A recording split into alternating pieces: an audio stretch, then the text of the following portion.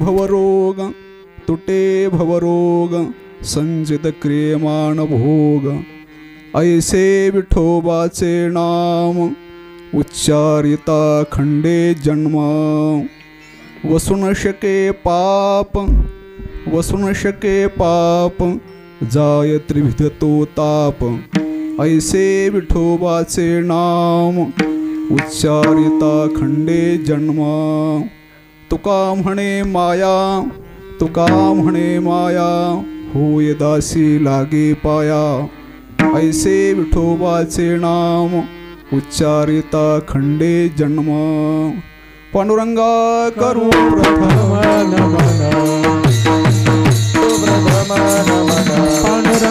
करू प्रथम नम पांडुरंगा करू प्रथम नम हरी चरण संताजिया हरी चरण संताजिया त्यांच्या कृपा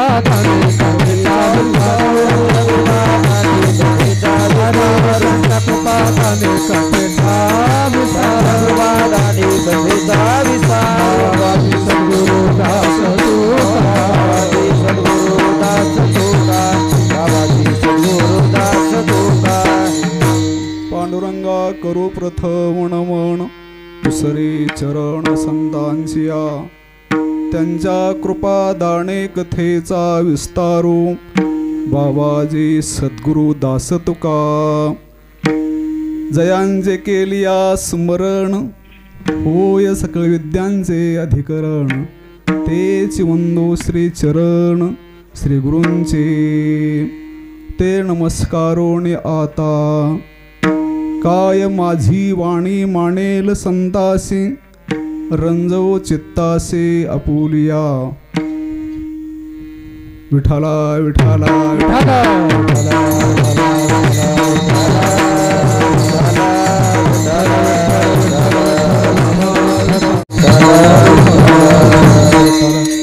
तुटे भवरोग तुटे भवरोग संचित क्रियमाण भोग ऐसे विठोबाचे नाम उच्चारिता खंडे जन्म प्रस्तुत प्राप्त प्रसंगी चिंतरूपी सेवेसाठी निवडलेला अभंग महान भगवत भक्त विश्ववंद्य विश्व उद्धारक जगद्गुरु श्री संत तुकाराम महाराज यांचा हा 4 चरणाचा अभंग असून हा अभंग सर्वांच्या सुपाठातील असून प्रस्तुत अभंगामध्ये श्री संत तुकाराम महाराज भगवंताच्या अखंड नामचिंतनाने नामधारकाच्या जीवनामध्ये जे आध्यात्मिक उत्क्रांती घडते आध्यात्मिक दिव्य फलश्रुती प्राप्त होते त्याचं सुंदर चिंतन महाराज आपल्या स्वात्मानुभवाने या अभंगात मांडतात. विठाला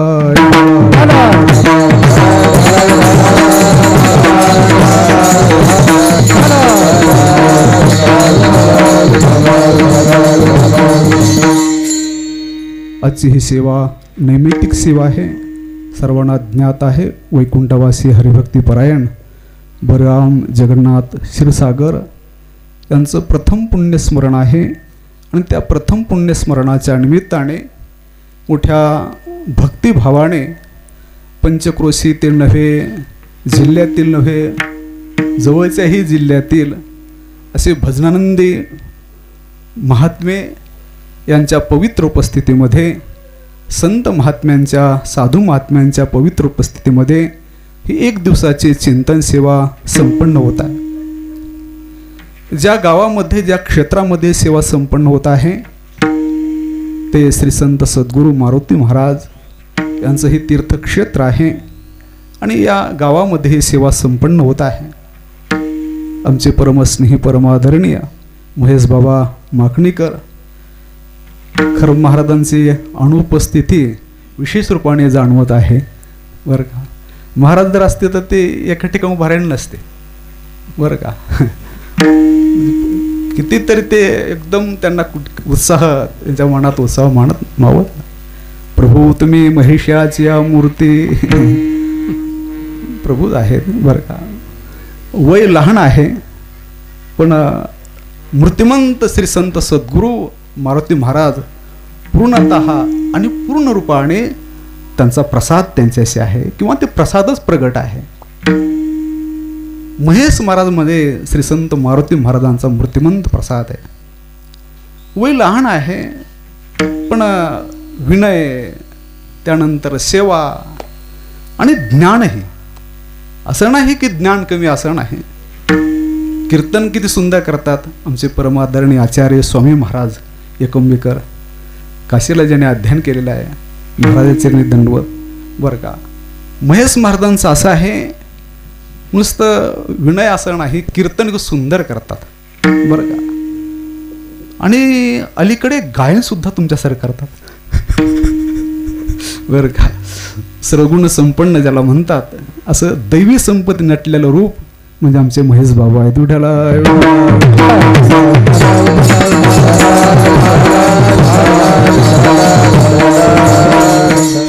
श्री संत मारुती महाराज एक अधिकारी साक्षात्कारी महापुरुष. समाजाचा उद्धार आणि समाजाचं आत्यंतिक वास्तव कल्याण जे होत असतं, विद्वत्ता किंवा पांडित्याने लोकांचं कल्याण होत नाही. लोकांचं जर आत्मकल्याण, आत्यंतिक वास्तव कल्याण ज्याला म्हणतात, ते चारित्र्याने आणि तपस्याने होत असतं. मूर्तिमंत चारित्र्य, मूर्तिमंत तपस्वी महापुरुष, ओजस्वी तपस्वी महापुरुष म्हणजे मारुती महाराज होते. ते किती अभंग करत होते, कीर्तन करत होते, काय काय बोलत होते आम्ही पाहिलं नाही, पण त्यापेक्षा मूर्तिमंत ते परमार्थ जगत होते. प्राचीन काळामध्ये जे महापुरुष होते ते बोलण्यापेक्षा परमार्थ जगत होते. आणि आमचे गुरुनाम गुरु सद्गुरू मामासाहेब दांडेकर म्हणायचे, गुरुमुखातून ऐकलंय, माणसाने मनभर वागावं आणि कणभर बोलावं. मनभर वागावं आणि कणभर बोलावं, ही प्राचीन काळातील महापुरुष होते. त्यांचा परमार्थ बोलण्यापेक्षा जगण्यात होता, वागण्यात होता. आणि अशा महात्म्याकडे पाहिल्याबरोबर दर्शनी प्रशस्ती पुण्य पुरुष, ज्या महात्म्याकडे पाहिल्यानंतर आपल्या जीवनाला, आपल्या अंतःकरणाला समाधान, नैतिक समाधान लाभतं. समजा अधिकारी महात्मा, ज्यांच्या सहवासामध्ये, ज्यांच्या चरण सान्निध्यामध्ये गेल्यानंतर आपल्याला अंतःकरणामध्ये प्रसन्नता प्राप्त होते, समाधान प्राप्त होतं. आणि आमचे गुरुवर्य परमपूज्य वैकुंठवासी घोलेबा सांगायचे, बुवा जिथं गेल्यानंतर बसावंसं वाटतं. ज्या महात्म्याच्या, ज्या साधूच्या चरण सान्निध्यामध्ये गेल्यानंतर बसावंसं वाटतं, समजावं महापुरुष आहे. आणि म्हणून असे एक मारुती महाराज ज्यांनी हा परिसर घडवला, जे बसलेले माणसं आहेत ना, हे सर्व त्यांचा भाव आहे, त्यांचा भक्तिभाव यांच्या रूपाने प्रगट आहे. ज्यांनी पाहिलं, सेवा ऐकली, सेवा केली, त्यापैकी एक महात्मे होते ज्यांचं पुण्यस्मरण आज आहे. ही बरम बाबा, की ज्यांनी त्यांनाही पाहिलं, त्यांची थोडीफार सेवा घडली आणि त्याच्यानंतर पूर्ण जीवन आमच्या महेश बाबाच्या सेवेमध्ये. बरं का, सर्व कुटुंब त्यांच्या सेवेमध्ये, त्यांची मुलं, सर्व कुटुंब त्यांच्या सेवेमध्ये. आणि म्हणून एवढे हे सर्व हे भजनानंदी हे सर्व आहेत ना, हे पैशाने मिळत नसतात. ही गुणीजन किंवा हे समाज भावनेने येत असतो, श्रद्धेने येत असतो. त्यांचा सेवाभाव आहे, मूर्तिमंत सेवा आहे. आणि मूर्तिमंत सेवा असल्यामुळे, एक अधिकारी महात्म्याची सेवा घडल्यामुळे, अर्थात एकदा जन्म आहे, मरण अनिवार्य आहे, प्रत्येकाला जायचं आहे. पण जीवन जे आहे महापुरुषाच्या चरण सान्निध्यामध्ये महापुरुषाची सेवा करता करता पूर्ण जीवन यापन केलं, पूर्ण जीवन खर्च केलं. आणि म्हणून तो महात्मा भगवद्रूप झालेला आहे. झाकली या घटीचा दिवा, या पद्धतीने त्यांचा देह ठेवला, त्या प्रभू स्वरूपामध्ये विलीन झालेले आहेत. आणि म्हणून असा महात्म्यांचे पुण्यस्मरण जर केलं, आमचे गुरुवर घुलेबा सांगायचे, बुवा त्यांचं काही बिघडत नाही, करा अथवा न करा. बरं का, आपलं बिघडू नये, आपलं हे कल्याण व्हावं, अशा पुण्य आत्म्याचं पुण्य तिथीच्या निमित्ताने पुण्यस्मरण जर केलं, आपल्याही जीवनामध्ये काहीतरी पुण्य संपादन होत असतं आणि आपलाही परमार्थ सुकर होत असतो. आणि म्हणून अशा महात्म्याचे मुक्ता ते निर्धारिता, लाभी आपलीच मुक्तता.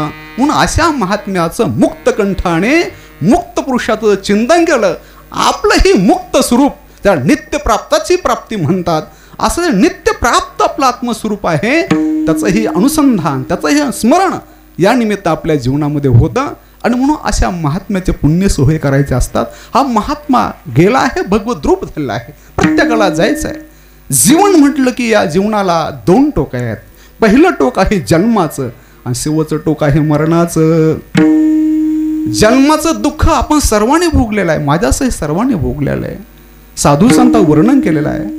पण काय देवाची माया आहे, जन्म दुःख प्रत्येकानं अनुभवलेलं आहे, पण जन्म दुःखाची स्मृती आज नाही आणि मरण दुःखाचा अनुभव नाही. जन्म दुःख अनुभवलंय, स्मृती नाही, प्रत्येकाने भोगलंय, आठवत नाही.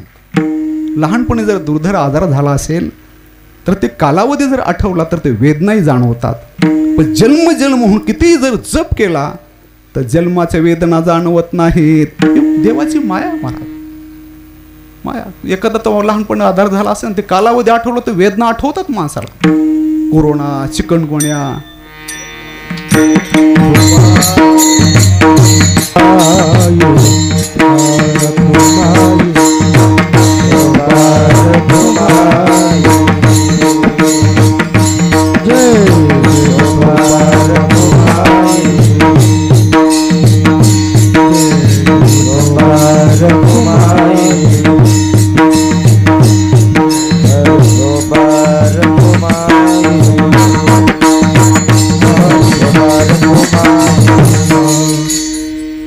आज महेश बाबा जरी नसले तर प्रत्यक्ष गुरुवरे मोठे बाबा आहेत बरं का.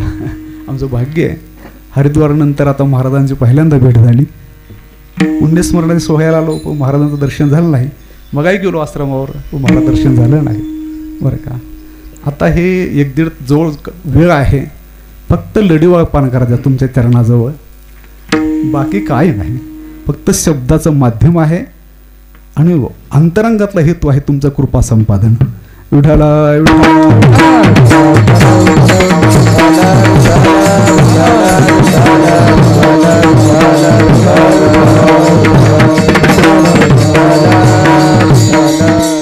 सुरुवातीला जन्माचं दुःख आहे, प्रत्येकाने अनुभवलंय, पण जन्म दुःखाची स्मृती नाही, मरण दुःखाचा अनुभव नाही आणि घेण्याची तर माझी मूळची इच्छा नाही. कोणाचे असेल तर सांगावं कोणी. मरण दुःखाचा अनुभव ज्ञानेश्वर महाराज सांगता, अगा मरहा बोलू न सहाते, मेलिया तरी रडते, मर शब्द सहन होत नाही. मग मरणाचा अनुभव कोणाला घ्यायचा आहे? न मरणे निर्वाद जगा पडे. बस प्रत्येकात वाद असेल, पण मला मरायचं यामध्ये निर्विवाद, मला मरण नको, प्रत्येकाचं मत आहे. आणि म्हणून मरणाचा अनुभव नाही आणि जन्म दुःखाची स्मृती नाही. आणि जन्म आणि मरण मधला जो कालावधी आहे जीवदशातला, त्याला त्रिविध ताप म्हणतात. जीवदशा हे त्रिविध ताप किंवा जीवदशेचं दुःख आपल्या अनुभवामध्ये आलेलं आहे. आपल्या सवय लागली, पचनी पडलं, म्हणजे दुःख वाटत नाही. जन्मापासून मरेपर्यंत जोपर्यंत मुक्त होत नाही, प्रभूचं दर्शन होत नाही, आत्मसाक्षात्कार होत नाही, दृढ अप्रोक्ष दर्शन जोपर्यंत होत नाही, तोपर्यंत जीवदशेचं दुःख भोगावं लागतं. त्रिविध ताप अनर्थ परंपरा असतात त्यामध्ये. आणि ही त्रिविध ताप आहेत. काय आहे, जन्मल्यापासून मरेपर्यंत जेवढे दुःख भोगतो त्यात सर्व दुःखाचा समावेश शास्त्रामध्ये 3 दुःखामध्ये केला आहे. आध्यात्मिक, आदिदैविक आणि आदिभौतिक. ह्याला त्रिविध, विध म्हणजे प्रकार, 3 प्रकार. ताप म्हणजे दुःख. ताप शब्दाचा अर्थ दुःख. हे सर्व मरेपर्यंत जे दुःख अनुभवतो, सर्व दुःखाचा समावेश 3 दुःखामध्ये केला आहे. आणि 3 दुःख आपण भोगतो, पण आपल्या दुःख वाटत नाही, आपल्या सवय लागली. तया दुखिया दुःखते जिव्हार, ज्ञानेश्वर महाराज 5व्या अध्यायामध्ये बोलतात. दुखिया दुःखते जिव्हार, अदंतवंत कौंते नतेश्वर मते बुधा, तेषु बुधा न भ्रमते. शुद्ध मनुष्य आहे, त्यामध्ये रममाण होत नाही. आणि म्हणून तया दुखिया दुःखते जिव्हार, त्या दुःख वाटत नाही. हे आपलं पचनी पडलं. पूर्वसुरी जुने महापुरुषाचे दृष्टांत सांगायचे, आम्ही लहानपणी ऐकायचा. आपण जे बैल असतो ना, गोरा म्हणतात आपल्या मराठवाड्यामध्ये, त्याला पेटवायचं झालं, इकडे काय म्हणतात उद्धव महाराज, पेटवायचंच म्हणतात ना. आता हे बीड आणि लातूर, धाराशिव जवळच आहे. मराठवाड्याचा काय त्याला म्हणतात प्रमुख भाग. मराठवाडा खरा मराठवाडा कोणता? धाराशिव, बीड, लातूर, जालना म्हणजे खरा मराठवाडा, म्हणजे अविकसित का विकसित बीड बरं का, हे खरा मराठवाडा म्हणजे मागासलेला भाग. बरं आपल्याकडे काय म्हणतात गोरा पेटवायचा, आणि मग त्याला पेटवायचं झालं म्हणजे जर वाण्यावर जूट ठेवतात, एका म्हातारा बैल लावतात त्याच्या पाठीमागे, आणि मग ते उन्हाळ्याचे दिवस असा चैत्र महिना असतो, ती कातडी त्याच्या खांद्यावरची, आणि मग ती कातडी शेतकरी पुन्हा पुन्हा ते जू ठेवत असतो मानेवर, आणि मग ती कातडी जर जेव्हा निघते तेव्हा सुरुवातीला असं ऊन जर पडलं, वारा जरी आला तर सहन होत नाही, शिफ्टी वर करतो, असा अंगाला थरकाप सुटतो त्याच्या, पण शेतकरी पुन्हा पुन्हा तसंच जूट ठेवतो, आणि मग ती कातडी आहे ना, ते कातडी जाड होते है ना, जाड होते कातडी. ते कातडीचं रूपांतर त्याला काय म्हणतात आपल्याकडे घट्टा पाडला म्हणतात. कातडीचं रूपांतर कसं होतं, आणि मग त्या बैलाला घट्टा पडतो, आणि मग त्याला त्या अगोदर त्याला वाऱ्याच्या संवेदना जाणत नव्हत्या, वारा जर सुटला तरी त्याला दुःख जाणवायचं, तेच तुला सहन होत नसे.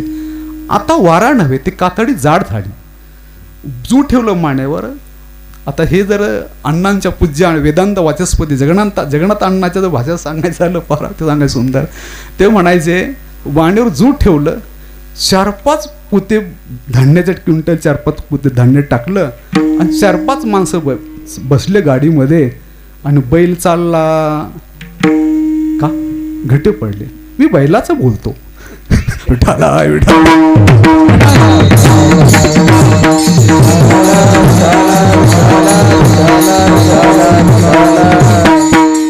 त्रिविध तापाचं आहे. सुरुवातीला जन्माचं दुःख आहे, नंतर मरणाचं दुःख आहे. मरणाचं दुःख किती भयंकर. हिरवी आयुष्याचे सूत्र बिघडता, भूताचे उमटे खडाडता, न मरता ही चित्ता युगांत होय. ज्ञानेश्वर महाराज 7व्या अध्यायामध्ये बोलतात, जो मरणासन्न व्यक्ती आहे त्याच्या जवळ उशा पायथ्याला बसलेल्या व्यक्तीला असं वाटतं की हा एकटा मरत नाही, न मरता ही चित्ता. न मरणाऱ्या व्यक्तीच्या चित्ताला असं वाटतं की महाप्रलय होतो की काय. न मरता ही चित्ता युगांत होय. न मरणाऱ्या व्यक्तीच्या चित्ताला असं वाटतं की आता महाप्रलय होतो की काय. प्रत्यक्ष जो मरणाची झुंज देत आहे, मरणाशी सामना करत आहे, त्याला किती वेदना होत असते. ज्ञानेश्वर महाराज कल्पना केली, संत मुखातून असं ऐकलंय, शास्त्रात असं ऐकलेलं आहे. एक जर विंचू चावला किती वेदना होतात, असे शेकडो विंचू एकदा शरीरात चावले किती वेदना होत असतील. शेकडो विंचू चावेपर्यंत व्यक्ती जिवंतच राहील कसा, बरं का. शेकडो विंचू चावलेल्या एकदा शरीरात चावले ते वेदना कमी, पण मरत असताना त्याच्यापेक्षा 1000 पटीने वेदना होतात, 1000 पटीने. एवढं मरणाचं दुःख भयंकर, मरणाचं दुःख भयंकर आहे. आणि हे मरणाचं दुःख प्रत्येकाला अनुभवायचं आहे, आणि मरणाच्या दुःखातून तोच मुक्त होतो. बस मरत असताना देवाचं मुखात आलं पाहिजे, प्रभूचं चिंतन झालं पाहिजे, बस आत्मबोध ज्ञान झालं पाहिजे. कोणती तरी एक तर ज्ञानी तरी असावं, नाही तर भक्त तरी असावं. ज्ञानी जर असेल, त्याला तत्वज्ञान जर झालं असेल, त्याला अंतसमयी भगवत स्मरणाचा विधी नाही. मरणाच्या वेळेला त्यानं भगवत स्मरण केलं काय न केलं काय, कारण शरीरामध्ये असताना अशरीरी अवस्थेला तो प्राप्त झालेला आहे, देहामध्ये असताना वेदेही अवस्थेला तो प्राप्त झालेला आहे. तो काय आहे, देह नाही देही आहे, तो परमात्म रूप झालेला आहे. आणि म्हणून त्या महात्म्याला पंचदशीमध्ये असं वर्णन केलं, रुग्णवा विठून भुवी. कधी कधी त्या वेदनाने गडबडा जेव्हा लोळत असेल, प्राणाचा त्याग होत असेल, तरी त्याला काय स्मृती अर्थात त्याचा बोध नष्ट होत नाही, त्याला भगवत स्मरणाचा विधी नाही. भगवत स्मरणाचा अंतसमविधी कोणाला, ज्याला ब्रह्मज्ञान झालं नाही, ज्याला प्रभूचं दर्शन झालं नाही, त्याला मात्र भगवंताचं स्मरण अंतसमयी झालं पाहिजे. आणि अंतसमयी जर भगवंताचं स्मरण करायचं झालं, व्हावासं वाटत असेल, शेषवात प्रवृत्ती ज्याला म्हणतात. लहान वयापासून आहे जन्मोजन्मी, अनंत जन्मापासून बहुनाम जन्मनाम अंते ज्ञानवान माम प्रपद्यते. बहुनाम जन्मनाम अंते, अनंत जन्मापासून मागे बहुता जन्मी हेच करत आलो आम्ही. बहुनाम जन्मनाम अंते या श्लोकाच्या ओया बघा मग तुम्ही कसे लिहिल्यात ज्ञानेश्वर महाराजांनी. अर्थात अशी साधना ज्याची आहे त्याला मरणाची वेळ देवाची आठवण होते. आयुष्यभर जे दिवसभर जे मनात असते स्वप्न पडतात, तसं आयुष्यभर जे चिंतन केलं ते मरत असताना चिंतन होत असतं मग लहानपणापासून. आणि सिद्धांत असा आहे, अंते मती सागती. बस यं वापि स्मरं भावं त्यजत्यन्ते कलेवरं तन्तमे वैति कौन्तेय सदा तद्भाव भावितः. अगामरणे जे जे आठवे ते तेची गती ते पावे. म्हणून सदा स्मरावे मातेचे त्वा. डोळा जे देखावे, कानी जे ऐकावे, मनी जे भावावे, बोलावे वाचे. अर्थात अंतसमयी जशी स्मृती असते, इच्छा वासना असते, तशी गती प्राप्त होते. मरण नक्की आहे. जातसे ध्रुव मृत्यू. मरणाचं दुःखही भयंकर आहे. मरण नक्की येणार आहे. आणि सिद्धांत असा आहे, मरत असताना प्रभूचं चिंतन होऊन जर मेला तर दुःखातून मुक्त होतो. आणि मरण येणार नक्की, पण कधी येणार नक्की नाही. पुन्हा नीट वाक्य आहे का, मरण प्रत्येकाला आहे, पण मरणाचा कालावधी निश्चित नाही. मरण नक्की आहे, पण कालावधी माहित नाही. कधी येणार, कोणत्या वेळेला, कोणते काही माहित नाही. आणि सिद्धांत असा आहे, मरणाच्या वेळी स्मृती असते तशी गती प्राप्त होते. आणि मरण कोणत्या दिवशी येणार, कोण्या वेळेला नाही माहित नाही.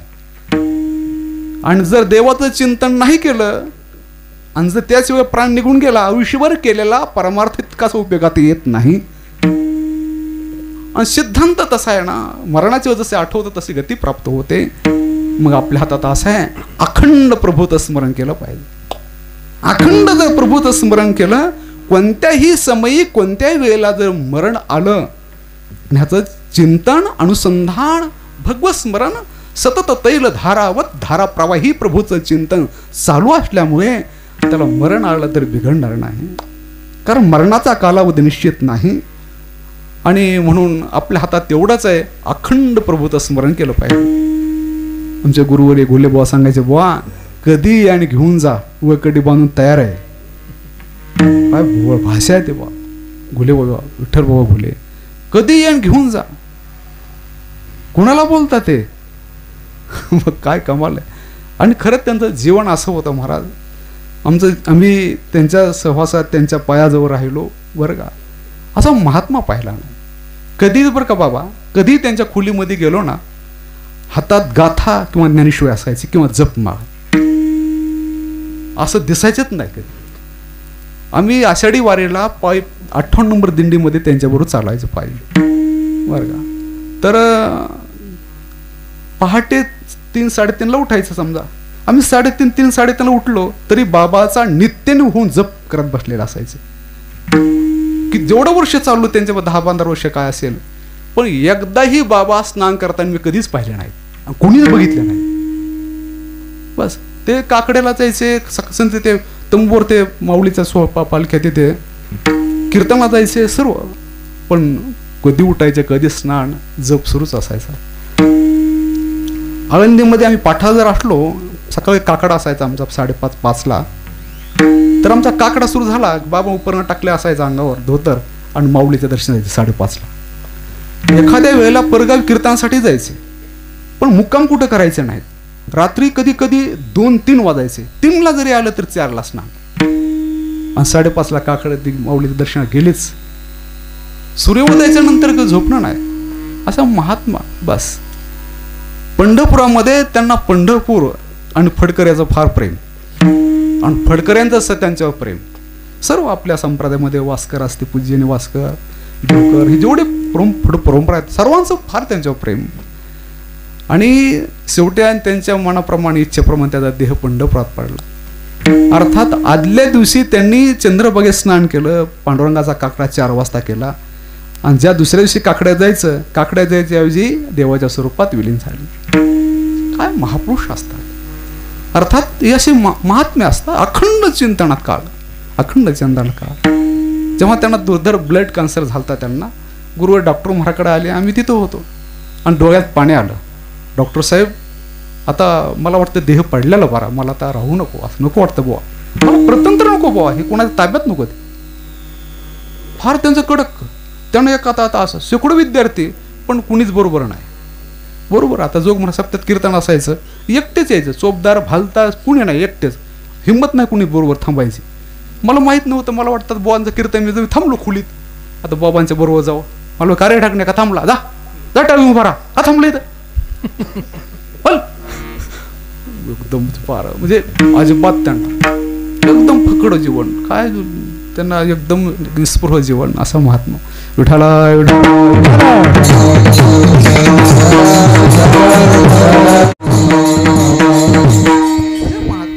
श्री संत सद्गुरू मारुती बाबा काय असे महापुरुष होते.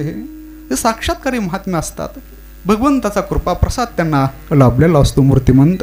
म्हणून असे महात्मे त्याचा देह कुठेही पडला कधीही पडला त्यांना भगवस्मरणाचं काय विधी नाही, पण आपलं अखंड प्रभूत स्मरण केलं पाहिजे.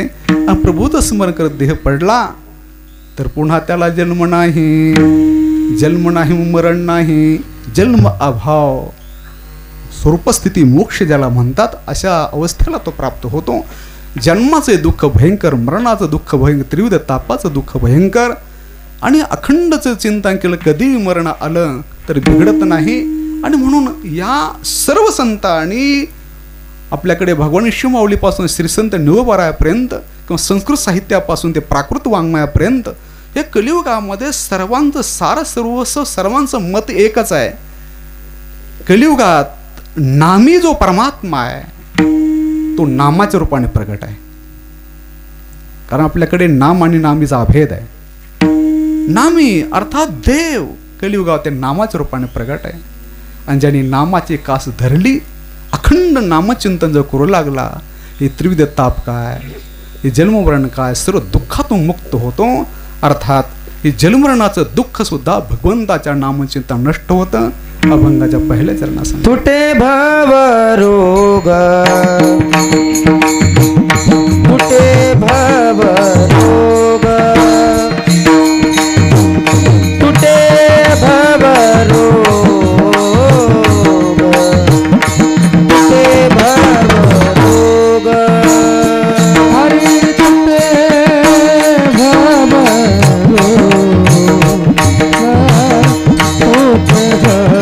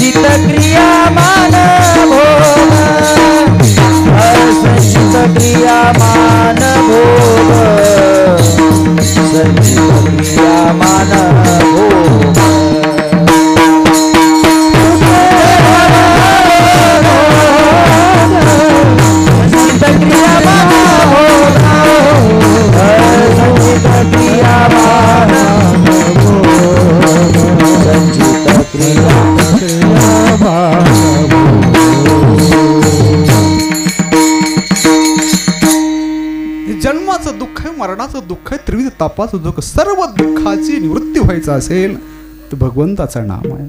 तुटे भवरोग, भवरोग नष्ट होतो. भव शब्दाचा भूसत्तायाम भूभवती होणे असणे म्हणजे जन्म असा अर्थ घेतला.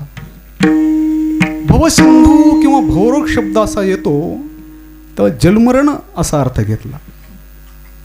तिथं भव आहे, जन्म आहे, जन्मरण असा अर्थ का घेतला? काही ठिकाणी मृत्यू संसार फक्त मरण आहे ते जन्म घेतला. काही ठिकाणी जन्म आहे ते मरण अर्थ घेतला. इथं जन्म मरण नाही, भव म्हणजे जन्म, भूसत्ता होणे असणे. पण याचा अर्थ करता जन्ममरणाचा रोग असा का अर्थ घेतला? ह्याचा अर्थ आहे ज्याला जन्म झाला त्याला मरण नक्की आहे. आणि मरण ज्याला आहे, ज्याला जन्म झाला त्याला मरण नक्की आहे. आणि म्हणून इथे जन्म घेतला, मरणाचा अर्थ घेतला. आणि ज्याला जन्म आहे त्याला मरण आहे बरं का, आणि ज्याला जन्म नाही त्याला मरण नाही. मरण मृत्यू संसार सागरात मृत्यू शब्द घेतला, तिथे जन्मरणाचा अर्थ घेतला. कारण ज्याला जन्म आहे त्यालाच मरण आहे, आणि ज्याला जन्म नाही त्याला मरण नाही. प्रभूचा जन्म नाही, अजोपी सन्न आत्मा म्हणून मरण नाही. आपल्या जन्म आहे म्हणून मरण आहे. आणि म्हणून जन्म शब्द आला तरी मरणार्थ, मरण शब्द आला जन्मार्थ, मग जन्म मरण असे पद येतात. भवसिंधू म्हटलं सागर, जन्मरूपी सागर असा अर्थ घेतो. त्याचा अर्थ आहे जन्म झाला त्याला मरण नक्की आहे. मग तुटे भोरोग, हा भोरोग. आता रोग, रोगाची उपमा ह्या जन्मरणाला का दिली? रोग हा कोणता रोग? जन्मरणाचा रोग.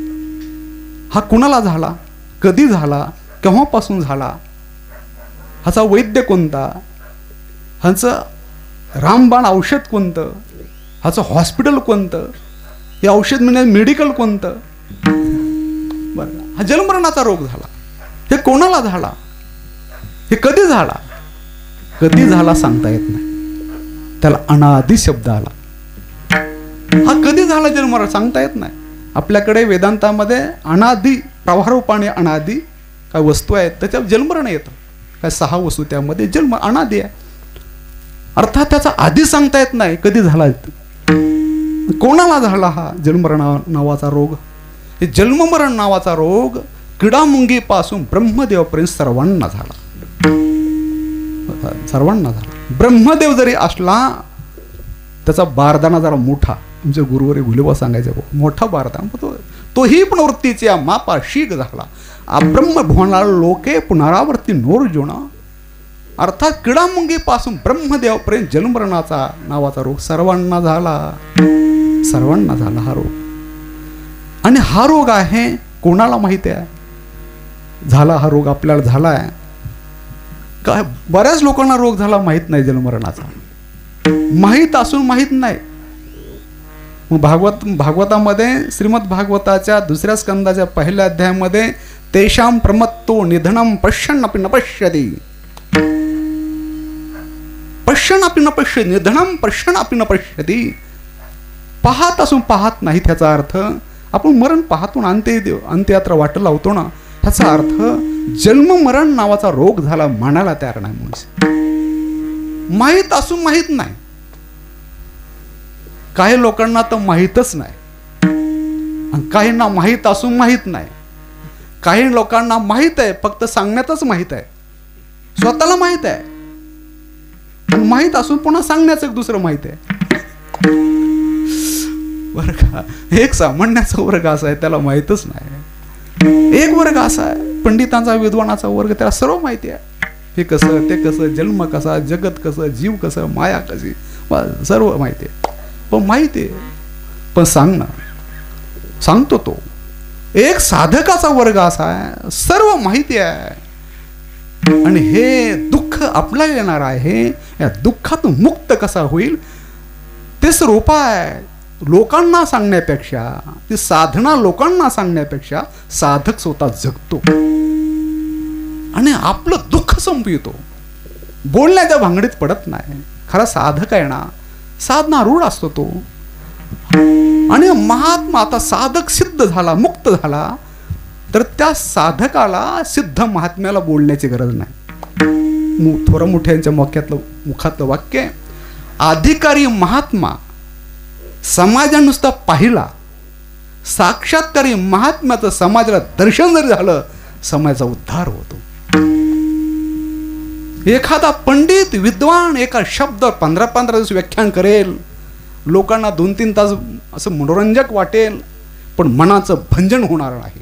त्यांच्या मुखातून निघणारी विद्वत्ता लोकांच्या मनाचं रंजन करेल, पण मनाचं भंजन करणार नाही. संतांची वाक्य मनोभंजक असतात, मनाचं भंजन करतायत. विद्वानांची वाक्य मनाचं रंजन करतात, 2 तास बरं वाटतं. आणि महात्मा त्याच्या पुढे असतो, तो बोलतच नाही, बस पाहिल्याबरोबर लोकांचं कल्याण होतं. एक वर्ग असा आहे की तो परमार्थ जगतो आणि स्वतः त्या अवस्थेला पोहोचतो. संत हा पोहोचलेला आहे आणि आपण पोहोचावं म्हणून आपल्याला सांगला येतो. इथे उपकारासाठी साधकांचा जीवन जगत असतो. सामान्याचा वर्ग हे जन्ममरण दुःख आहे. किती लोकांना वाटतं मी मरणार आहे म्हणून. अहो, डॉक्टर म्हणतात आता घरी घेऊन जा, तू 2-4 दिवस सेवा करा. त्याला माहिती असतं आता मला घरी घेऊन जायला सांगितलंय, तरी पण तो इकडं घरातल्या गोष्टीत लक्ष घालील. इकडं काय, तिकडं किती, हे काय, ते काय. अरे देवाकडे लक्ष घाल ना, नाही घाल. त्याही क्षणी त्याला मी मरणं असं वाटत नाही. ती माया त्याला समजू देत नाही ना. माया फार देवाची माया महाराज. का बरं का बाबा, आता तुमच्या चरणी म्हणजे लढेवाळपणा करायचं बरं का. काय आहे, जातीवान असा घरबजा जो दुकानदार असतो ना, पहिलं गिराईक आलेलं असतं ना, त्याला काय भवानी म्हणतात का?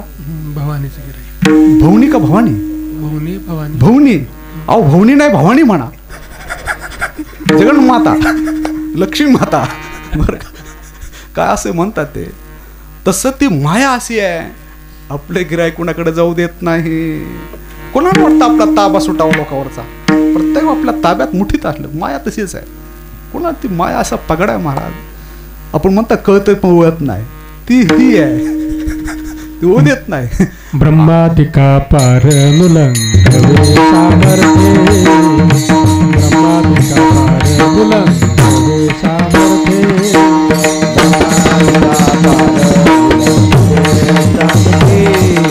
ब्रह्मादिका पार मुलंगवे करे पाविचार,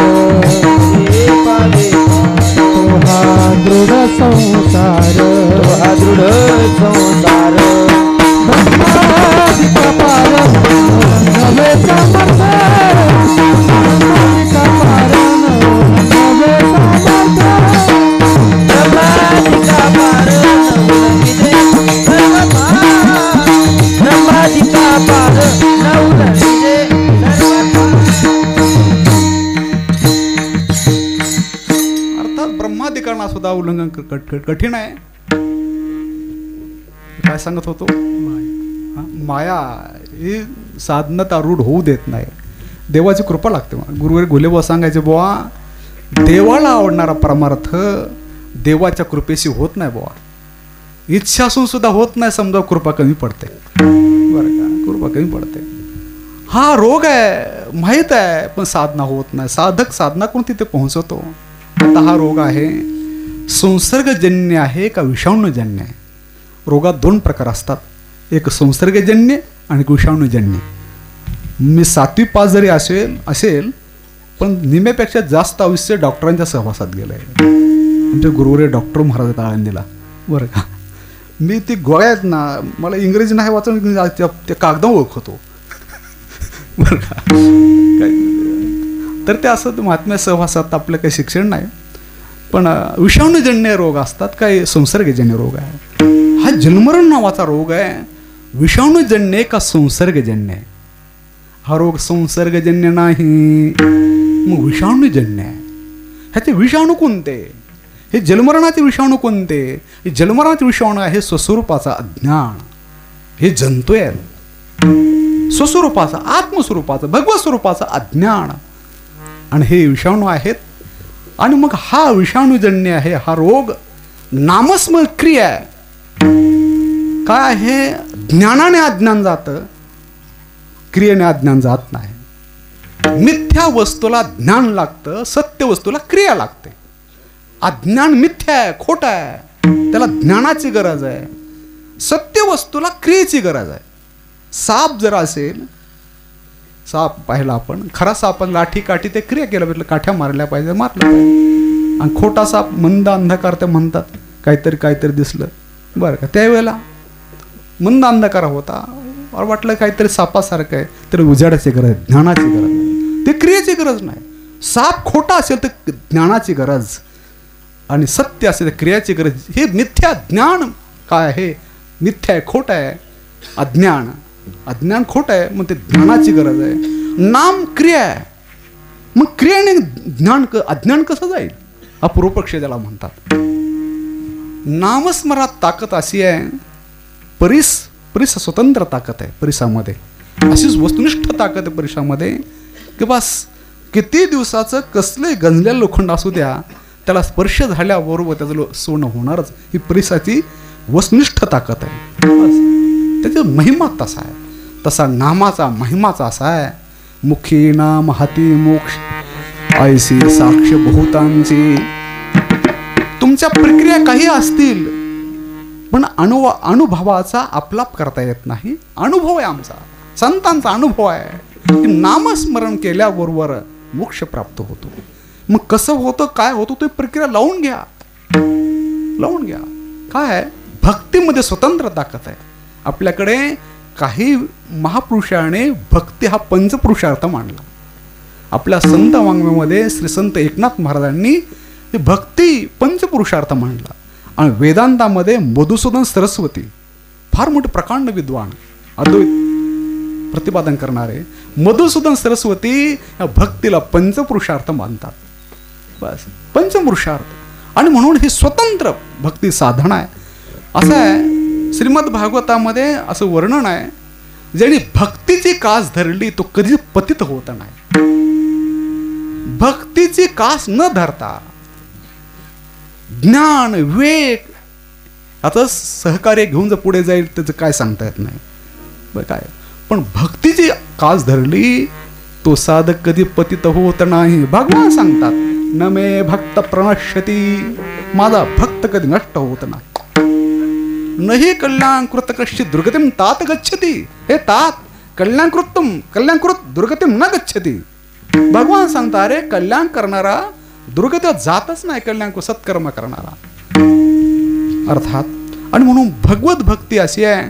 भगवत भक्ती मग प्रक्रिया जर लावायच्या झाल्या की नामस्मरणाने चित्त शुद्ध होतं, मलक्षेप जातो, जीवनामध्ये गुरु भेटतात, तत्वमस्यादी महावाक्याचा दिव्य उपदेश करतात आणि त्याला सांगतात तत्वम असी, ते परमात्म तत्व तू आहेस. तू स्थूल देह लिंग देह कारण देह नाही, तू पंचकोश नाही, तू ब्रह्म आहेस, तू आत्मा ब्रह्म आहेस, असा त्याला बोध देतात. अहम ब्रह्मास्मी अयमात्मा ब्रह्म प्रज्ञानाम ब्रह्म, अशा बोध अरूढ होतो. आणि तुटे भोरोग. आपल्याकडे समसमुच्चय आणि क्रमसमुच्चय आहे. क्रमसमुच्चय क्रमाक्रमाने आपल्या संतांनी ते मांडलेलं आहे. नामस्मरण चित्त शुद्ध होतं. चित्त शुद्ध झालं की देव माझ्या विठोबाचा कैसा प्रेम भाव आपणच देव होय गुरु, तो परमात्मा गुरुच्या रूपाने भेटतो. आणि गुरुवरे घुलेबुवा हे 2 श्लोक नेहमी म्हणायचे. तेषाम सदयुक्तानां भजतां प्रीतिपूर्वकं ददामि उद्योगं तं येन मोपयांति ते. अर्थात तेषाम सतयुक्तानां भजतां, सतत प्रभूचं भजन जो करतो भगवान परमात्मा प्रसन्न होतो आणि त्याला बुद्धियोग ज्ञानयोग देतो. आणि ज्ञानयोग दिला तो बस जलमरणाचा अर्थ अज्ञान नष्ट होतं. त्याचं अज्ञान नष्ट होतं. ज्ञान भगवंताचं ज्ञान झालं. ते ज्ञान काय करतं, मी देहत्रय नाही, मी पंचकोश नाही, परमात्मा आहे आणि हे मी ब्रह्म आहे. ही वृत्ती काय करते, अज्ञानाचा नाश करते आणि तत्कार्य जगत सत्यत्व प्रतिती त्याचा बाध करते आणि ती वृत्तीही मावून जाते. त्याला वेदांतामध्ये सुपर निर्वाहक म्हणतात. असे काही बाह्य अवस्था प्राप्त होते आणि अशी एक प्रक्रिया वेदांतातली. आणि मग ते अज्ञानाचा नाश आणि जगाचा बाध शब्द फार वेदांतातले. नाश आणि बाध. बाध म्हणजे काय, वस्तू दिसते पण दिसत असून सुद्धा खोटी आहे, त्याला बाध म्हणतात. आणि नाश कशाला म्हणतात, एकदा वस्तू नष्ट झाली कधी ते विद्यमानत्व पुन्हा ती प्रतितीला येत नाही, त्याला नाश म्हणतात. अज्ञानाचा नाश आहे. आणि ज्या अज्ञानामुळे जगत खरं वाटत होतं त्याचा बाध आहे, दिसतं पण खोट आहे, बस मिथ्या आहे. असा त्याचा विषय होतो. आणि मग त्याला तुटे भोरूग जलमरण संपत. आताचे वैद्य कोण ह्याचे? वैद्य दोन, वैद्य एक पंढरीराव पांडुरंग परमात्मा संत आहेत. आम्ही वैद्य नव्हे अर्थाचे भुकेले, अर्थाचे भुकेले बरं का. वैद्य त्या कोरोनाच्या काळामध्ये राम राम राम राम काय डॉक्टर देवदूत बनले आणि काय डॉक्टर यमदूत बनले. माझं बोलणं काय देवदूत आणि काय यमदूत, आणि तो सुद्धा यमाचा पाहुणा झाला. आता एवढं पाप कुठं फेडेल तो? बरं का. काय अण्णा सांगायचे शहरी भागामध्ये जागेचा अभाव असतो, भरपूर मजले असतात. त्या डॉक्टरला खाली दवाखान्यात जागाच मिळाली, खोली तिसऱ्या मजल्यावर त्याचा दवाखाना, आणि जिना होता वर जाण्याचा, आणि तिथं खाली बोर्ड लिहिला होता वर जाण्याचा मार्ग. हे अण्णांचं सांगतो, जगन्नाथ अण्णा बरं का बाबा, वर जाण्याचा मार्ग. आणि त्या डॉक्टरचा आडनाव होतं मुळे. वर जाण्याचा मार्ग डॉक्टर मुळे. अलीकडे बरं का स्वामी महाराज, अलीकडे असं आहे, आपल्यासारखा गरीब शेतकरी जरा आजार झाला आणि त्याला जर बिल दिलं ना, बघितलं ना त्यानं किती पैशाचं, त्याला दोन गोष्टी होतात. एक तर रोग तरी जाईल ना, हा तरी जाईल. दोन गोष्टी होतील, कारण तेवढे पैसेच नसतात आपल्याकडे. ते का हजारो लाखावर बाबा, म्हणजे ते रोग तरी जाईल नाही तर हा तरी जाईल. डॉक्टर बरं का, असे डॉक्टर म्हणजे राम राम राम. त्या वाघभट सुश्रुत आणि चरक आयुर्वेदशास्त्र आहे असं सांगतात. ते वर्णन श्लोक आहेत असे. काय आहे, वैद्य हा साक्षात परमात्मा असतो. त्या रुग्ण आहेत ना, त्या रुग्ण असे देवासारखे वाटले पाहिजे, त्याला देव समजून त्याने सेवा केली पाहिजे, असा तो खरा वैद्य म्हणतात त्याला.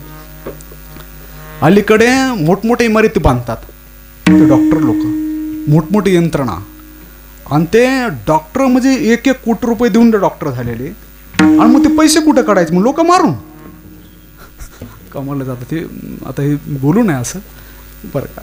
वैद्य हे परमार्थामध्ये संत आहे, एक देव आहे, संत आहे बस. आणि आवडले काय, हेची भोरोगाचे औषध, जन्म जरा तुटे व्याध, बस भगवंताचं नाम, पथ्य नाम विठोबाचे, बस भगवंताचं नाम हे पथ्य आहे, हे काय आहे नामस्मरण. आणि असं जर नामस्मरण केलं तर तुटे भोरोग, हा भोरोग नष्ट होतो, अज्ञान नष्ट होतं. आपल्याकडे उतरंड असते, खालचं मटकं फोडलं तर वरचे मुळे आपोआप फुटतात. तसं अज्ञान संपलं की बाकी सर्व संपलं. अज्ञानामुळे सर्व आहे. अज्ञानाचा नाश झाला, जगाचा बाध होतो. जन्म मरण वासना कर्म क्षीयन्ते तस्य कर्माणि भिद्यते हृदयग्रंथी छिद्यन्ते सर्व संशय क्षीयन्ते तस्य कर्माणि दृष्टैवात्मनीश्वरे. ईश्वरे दृष्टे सती, आत्मने ईश्वरे दृष्टे सती, सती सप्तमी व्याकरणात म्हणतात. अशा परमात्मा तत्वाला पाहिल्यानंतर हृदयग्रंथी भिद्यन्ते सर्व संशय छिद्यन्ते, सर्व संशय नष्ट होतात, कर्मक्षय होतो, वासना संपून जाते. त्याला तुटे भोरोग म्हणतात. जन्ममरण, जन्मना कारण असणं अज्ञान संपत. अज्ञान संप की बस जन्ममरण नाही. अर्थात कर्म अज्ञान म्हणून जन्म, वासना कर्म अज्ञान जन्म. आता वासना नाही, कर्म नाही, अज्ञान नाही, जन्म नाही. जन्म नाही मग मरण नाही. अर्थात प्रभूचं स्वरूप स्थिती ज्याला म्हणतात. आणि मग पुढे संचित क्रियमाण भोग तुटे. संचित क्रियमाण भोग काय, हे कर्म किं कर्म किम करपेती कवयोप्यत्र मोहिता, आत्र कवयापि मोहिता, कर्म किम अकर्म किम. कर्म म्हणजे जे कवण, ज्ञानेश्वर महाराज म्हणतात कर्म मग काला विचक्षण गुंफून ठेले. कर्म काय अकर्म काय, कर्म अकर्म विकर्म विहित निषिद्ध काम्य प्रायश्चित नित्य नैमित्तिक संचित प्रारब्ध क्रियमाण दमछटी होते. म्हणजे कारण कोणतं, कार्य कोणतं, कोणत्या कर्मातून कर्म कर्म त्या काय म्हणतात कर्म कचाट, काय म्हणते कर्म कर्मटपणा. आणि हे कर्म आहे ना, अत्र कवयापी गहना कर्मणो गती, बस. आणि म्हणून हे कर्म जे आहे त्यापैकी संचित, संचित म्हणजे साठवलेलं. सम हा उपसर्ग आहे आणि चिन चिणवती अष्टमगणातला धातू आहे. मग त्या सम्यक प्रकाराने साठवलं, साठवलं त्याला संचित म्हणतात. क्रियमाण होत असणारं. आणि प्रारब्ध इथे प्रारब्ध म्हटलं नाही, प्रारब्धाचा भोग म्हटलं बरं का. हे काय आहे, प्रारब्ध, संचित आणि क्रियमाण. आता संचित मध्ये साठवलं, त्याचा दृष्टांत दिला. जुन्या काळामध्ये आपलं धान्य कणकीमध्ये साठवायचे किंवा पेवा साठवायचे. पेवा साठवलं धान्य आहे ते संचित आहे. आता पेवामध्ये धान्य 25-30 पोते राहायचे, 50 पोते पेवा असायचे जुन्या काळात. आणि जे आपण ज्वारी पेरली आहे, हुरड्यात आली आहे, निसवली, पोटऱ्यात आली आहे. पोटरा माहिती का? आता मी शेतकऱ्याचं पोरग आहे बरं का, अशीच ज्वारी बरं. आणि मग त्याला काय म्हणतात, ते आहे क्रियामाण. आणि पेवातलं पहिल्या 2 पायल्या धान्य काढलं, दळून आणलं आणि आपण खाऊ लागलो, त्याला म्हणतात प्रारब्ध. इथे काय आहे, तुकोबारायण प्रारब्ध म्हटलं नाही, पुढं बघू ते. पण हे 3 प्रकार, एक आहे संचित, एक आहे क्रियमाण, एक प्रारब्ध. आता पहा, संचितामध्ये त्या पेवामध्ये साठवलं धान्य किती जास्त असतं, तसं हजार जन्म देण्याचं कर्म संचितामध्ये साठवलेलं असतं. काय काय माणसं फार पुरुषार्थी असतात, फार कतबदार, फार कमाई करून ठेवतात. म्हणजे हजार जन्म, हजार जन्म देण्याचं कर्म साठवलं असतं बरं का. तसं त्यानंतर जे कर्म आहे ना, आपण जे आता करतो ना इथे, हे करतो, हे क्रियामाण आहे. आपल्या विहित निषिद्ध ते पाप पुण्य निर्माण होतात. आणि आपला देह आहे प्रारब्धाचा. आता जो देह आहे ना, आणि देहामध्ये आपण सुखदुःख भोगतो. कधी आपण सत्कर्म करतो आणि दुःख भोगतो.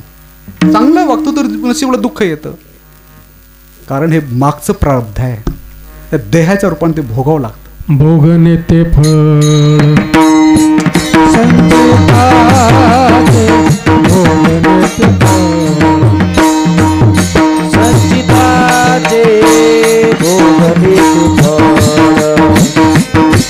संचिताचे, भोगणे ते फळ.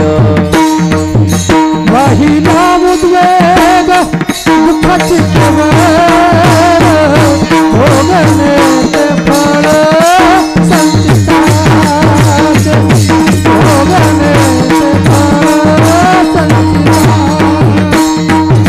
महिला उद्वेग दुःखाची केवळ, भोगणे ते फळ संचिताचे, भोगणे ते फळ संचिताचे.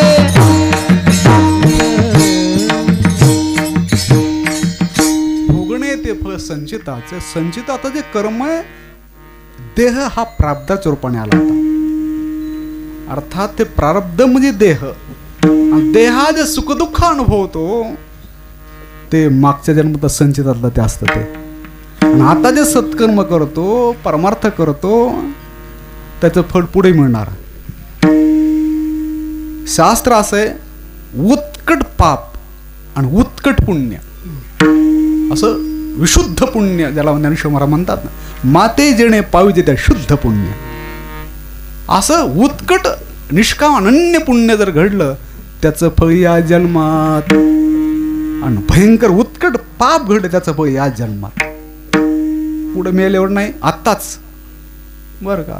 तुम्ही जर भगवंताच्या निष्काम सेवा केली, पूर्ण जीवन प्रभूला समर्पण केलं आणि देवासाठी देवाची सेवा केली ना, त्याचं फळ या जन्मात.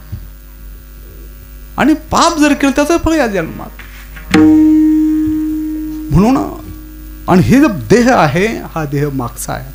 इथे जे आपण कधी गरिबी, कधी श्रीमंती, कधी काय जीवनात घडत राहतं, हे मागचं आहे. त्याला म्हणतात प्रारब्ध.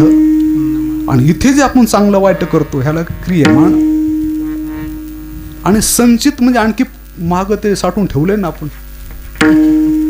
एकदाच या जन्मात संपवायचं झालं, बस प्रभूचं दर्शन झालं पाहिजे. देवाचं दर्शन झालं ना, संचित कर्म दग्ध होतं, जळून जातं, खाक होतं ते.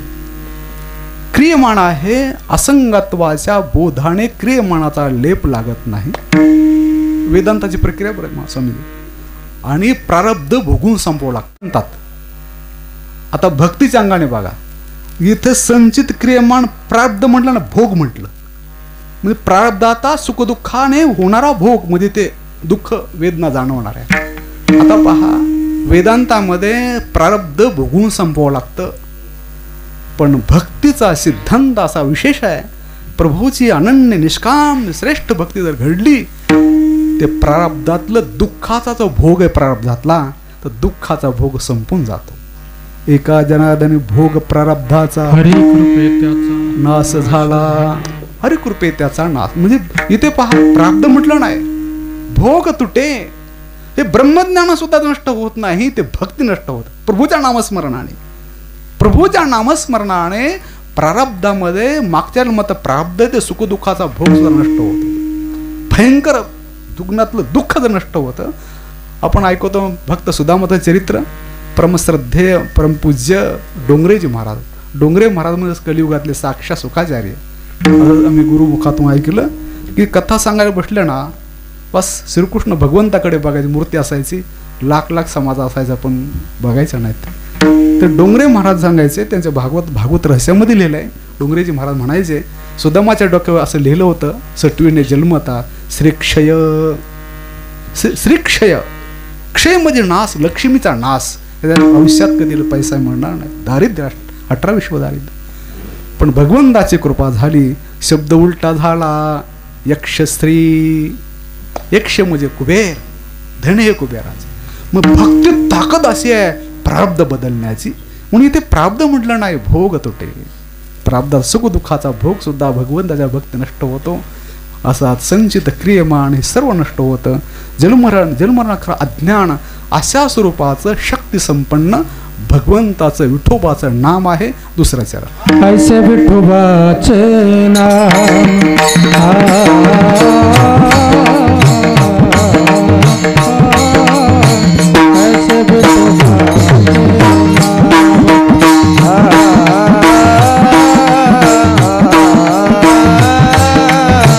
ऐसे विठोबाचे नाम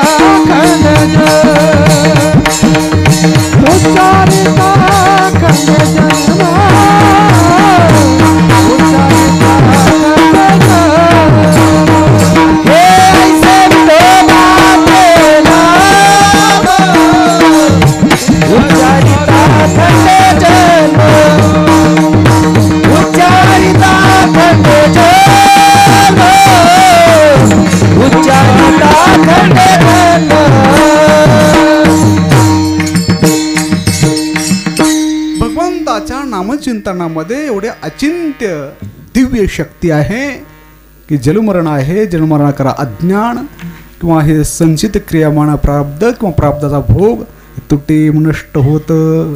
ऐसे विठोबाचे नाम, असं एक शक्ती संपन्न भगवंताचं नाम आहे. विठोबा नाम, विठोबाचं नाम. विठोबा घेतला तरी जातो. विठोबा, विठाई किठाई संताचं आवडीचं नाव आहे. आणि विष्णू सहस्त्रनामामध्ये 1000 नाव याच भगवंताचे आहेत. बस असं शक्ती संपन्न भगवंताचं नाम आहे.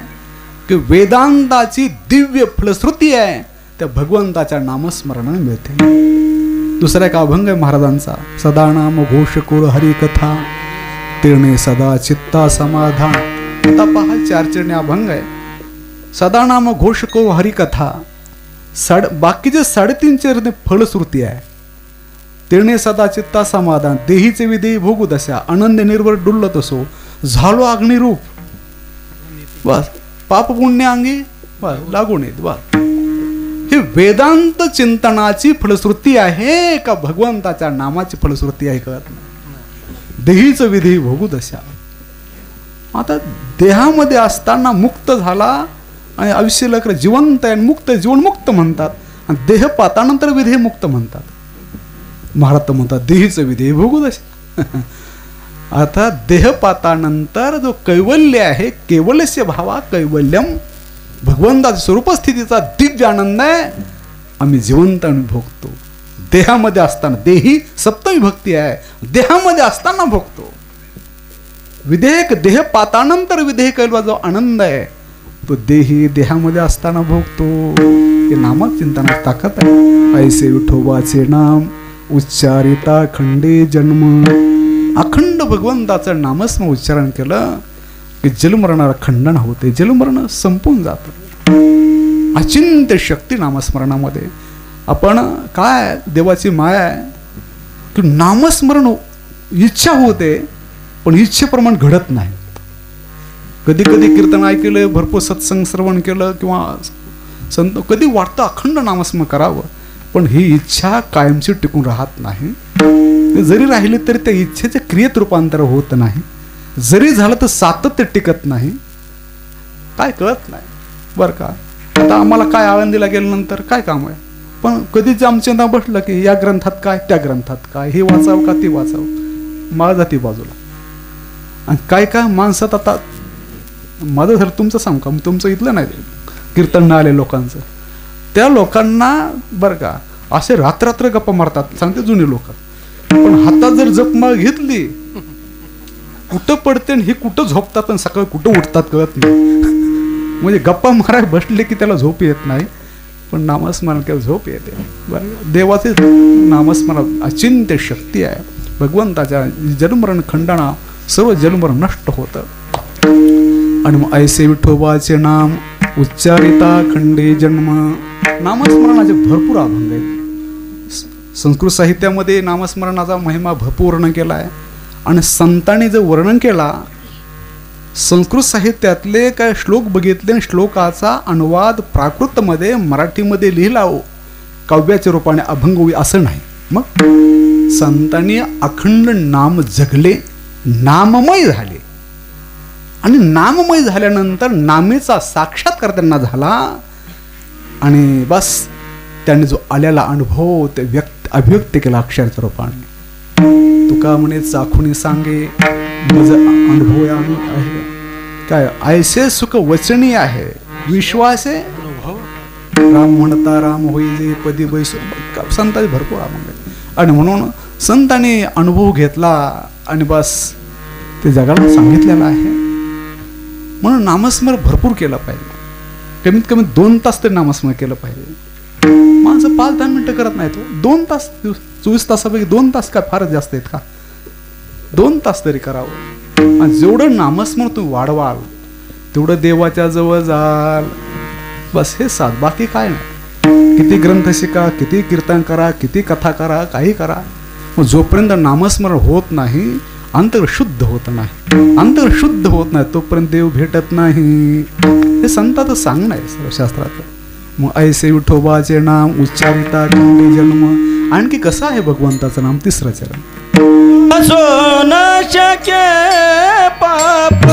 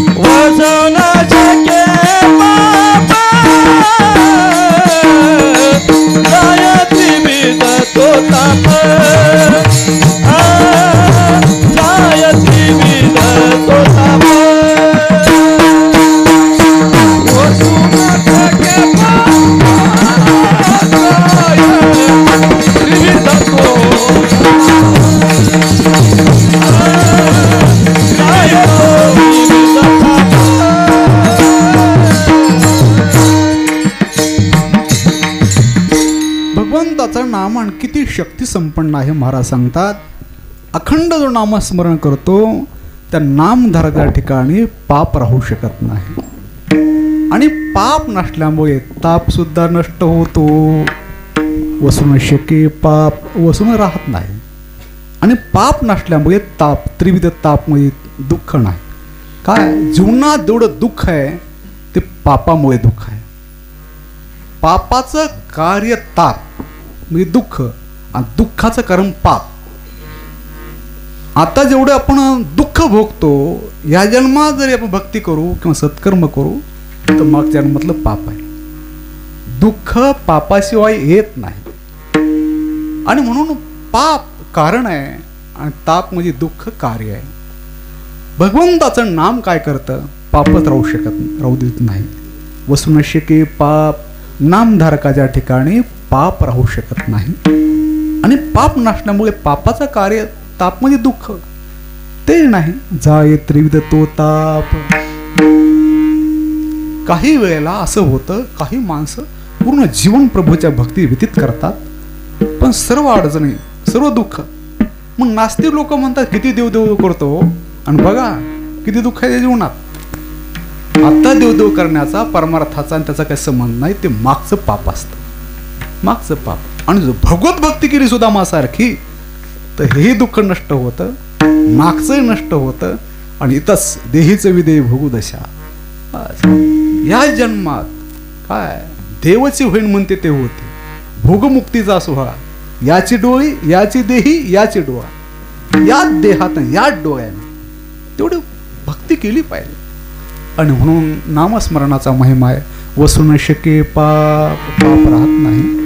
आणि पाप नसल्यामुळे ताप नाही. जाय त्रिविध तो ताप. सर्व दुःख आध्यात्मिक आधी दैविक आधी भोग सर्व दुःख भगवंताच्या नामस्मरणाचा. गुरुवर घोलेबाबांच्या जीवनातली गोष्ट. गुरुवर घोलेबाबा म्हटले बुवा ढाकणे ते गुरुनाम गुरु शांताराम गुरुजी ज्यांची सेवा 18 वर्ष सतत 24 तास त्यांची सेवा त्यांनी केली आणि कधी कुठे जाणं येणं नाही. आणि जेव्हा जे गुरुजी त्यांचं देहावसान झालं तर बुवा म्हणाले ढाकणे मी रडू लागलो.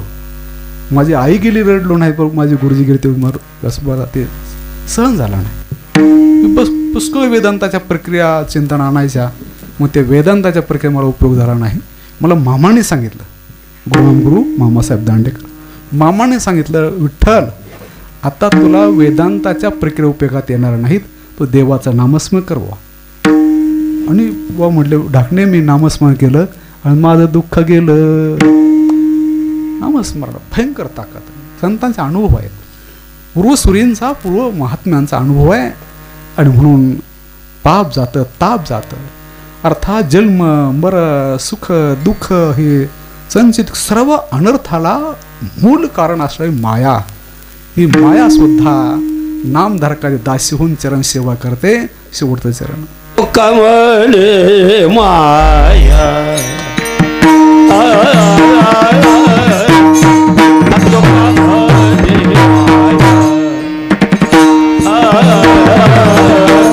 तुका म्हणे माया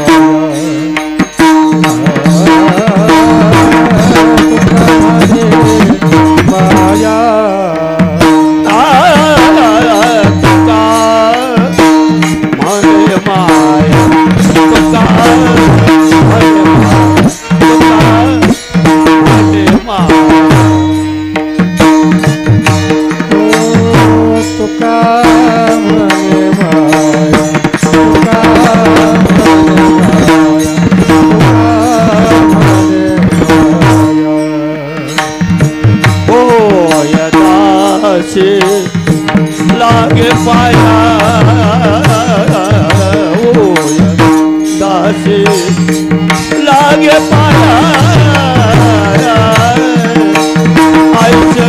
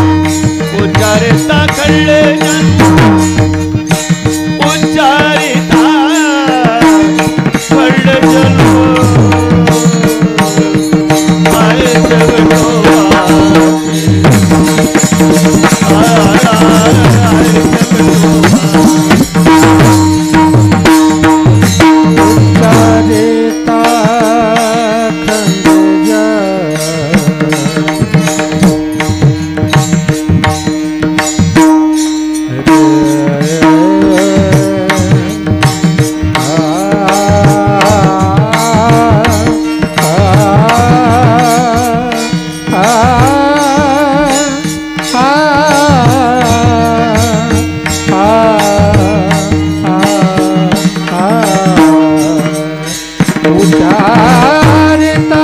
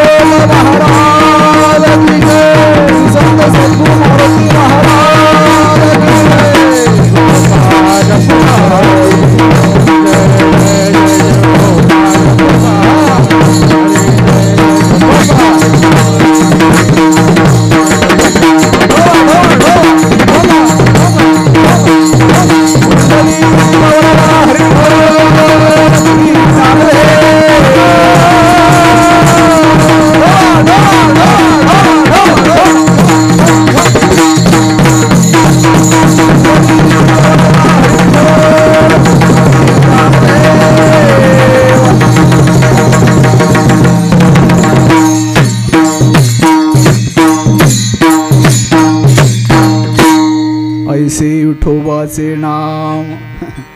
भगवंताच्या नावात अचिंत्य शक्ती आहे. तुका म्हणे माया होय दासी लागे पाया. भगवंताच्या नामचिंत एवढी शक्ती आहे. ही माया सर्व दुःखाला कारणीभूत असणारी माया. दैवी हेषा गुणमयी मम माया दुरत्यया मामेव प्रपद्यन्ते माया मेतां तरन्ते एतां मायां तरन्ते. के तरन्ते ये कुंते येथ एक शिला तरले सर्व भावे मज भजते. त्या आईलीच थडी सरले माया जळ. अर्थात नामधारक जो आहे होय दासी लागे पाया. सर्व अनर्थाला जन्मरणाला दुःखाला सर्वला कारण असणारी माया. हे दुरत्यय असणारी माया, दुस्तेज असणारी माया, पण नामधारकात दासी होते आणि सेवा करते. ऐसे विठोबाचे नाम तुटे भोरोग. ऐसे विठोबाचे नाम संचित क्रियमा भोग तुटे. ऐसे विठोबाचे नाम उच्चारिता खंडे जन्म. ऐसे विठोबाचे नाम उसण शके पाप. ऐसे विठोबाचे नाम जाय त्रिविधतो ताप. ऐसे विठोबाचे नाम तुका म्हणे माया होय दासी लागे पाया. ऐसे विठोबाचे नाम. प्रत्येकाचे चेहरा मोहरा पाहिल्यानंतर असं मला वाटतंय आता घरी गेल्यानंतर 2 तास देवाचं नाव घेतल्याशिवाय झोपणारच नाही. त्यांना वाटलं काय ताकद आहे देवाच्या नावात, काय ताकद आहे. ही ताकद मंडपाची इथेच. गुरुवारी बुवा सांगायचे सत्संगामध्ये काही काय माणसं आहेत ना असं रबरासारखं. ते रबर जसं लांबलं तसं लांबतं.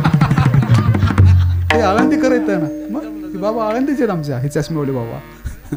त्यांना ऐकलं नाही तिथं आळंदीत असतात मंदिरात. असं ते आहे ना असं जेवढं लांब बोललं ना तेवढं लांबतं. सोडून दे जैसे थे तसं होतं ते बरं का. भगवान करो नामाची भक्ती अर्थात नामाची आवड, नामाचं प्रेम, नामाची श्रद्धा आपल्या अंतरात प्रगट व्हावी आणि उरलेला आयुष्य अखंड प्रभूच्या नामचिंता जावं अशी प्रभूचरणी आणि श्री संत सद्गुरू आपले बाबा मारुती बाबा अखंड नाममय किंवा नामी रूप झाले, नाममय जीवन जगले आणि त्या नामानंदामध्ये नामी परमात्म्यामध्ये एक रूप झाले. त्यांच्या ज्यांनी सत्प्रार्थना करू आणि ज्यांच्या निमित्ताने पुण्यस्मरण आहे वैकुंठवासी हरिभक्ती परमबरम महाराज जगन्नाथ क्षीरसागर, अर्थात त्यांनीही जीवन अशा संतांच्या सहवासामध्ये गुरु मोठे बाबा म्हणजे महेश बाबा ह्यांच्या सर्वांच्या सेवेमध्ये जीवन त्यांनी घालवलं. अर्थात ते भगवत रूप झाले आहेत. त्यांच्यासाठी प्रार्थना करण्याची गरज नाही. प्रार्थना एवढीच करायची आहे, त्यांनी जे परमार्थ जगले, संतांची सेवा केली, ही सेवा त्यांच्या कुटुंबात सदस्य असते, कुटुंबाला मला की ते सर्वांना आपणाला, अर्थात तो सेवाभाव आपल्या जीवनात प्राप्त व्हावा. आणि उरलेला विषय आहे संत सेवामध्ये, भगवत सेवेमध्ये प्रभूच्या अखंड नामचिंतनात जावं. आणि बस एकदा जन्म एकदा मरण आहे आणि मरत असताना देवाचं नाव मुखात यावं अशी पुनश्च संतांच्या चरणी प्रार्थना. आणि ते थांबवू. ज्ञानेश्वर माऊली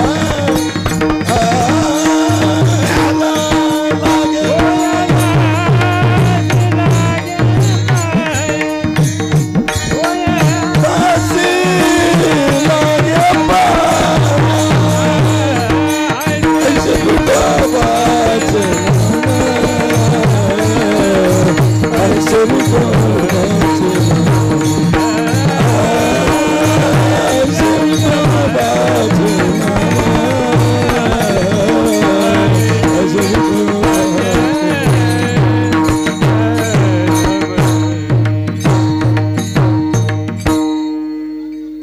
नाम ऐशा विठोबाचे नाम ऐशा विठोबाचे नाम ऐशा विठोबाचे नाम ऐशा विठोबाचे नाम ऐशा विठोबाचे नाम ऐशा विठोबाचे नाम ऐशा विठोबाचे नाम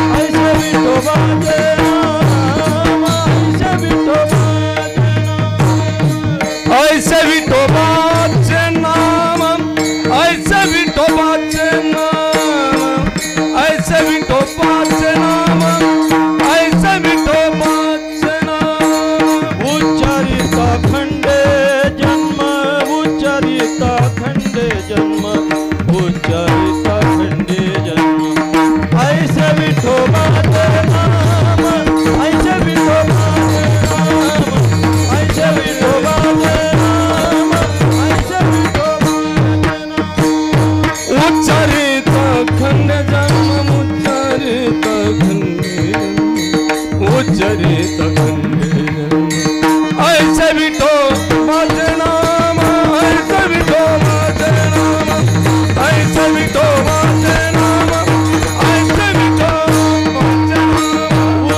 उच्चारिता खंडे जन्म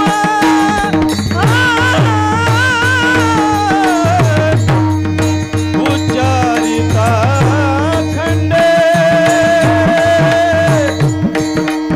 खंडे